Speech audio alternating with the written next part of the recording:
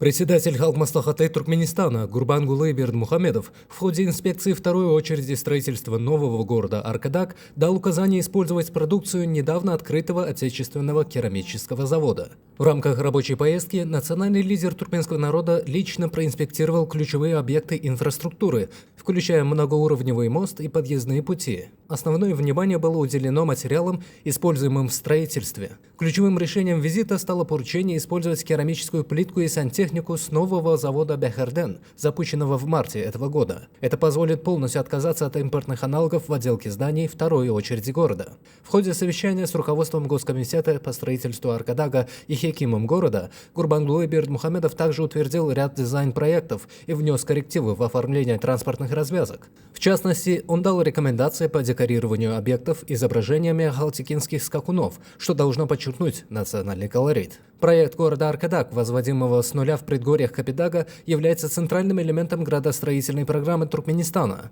Первая фаза, рассчитанная примерно на 70 тысяч жителей, была открыта в 2023 году. Вторая очередь предполагает строительство промышленных и производственных объектов, что должно обеспечить экономическую самодостаточность нового города. Помимо производственных вопросов, визит также затронул и духовную составляющую.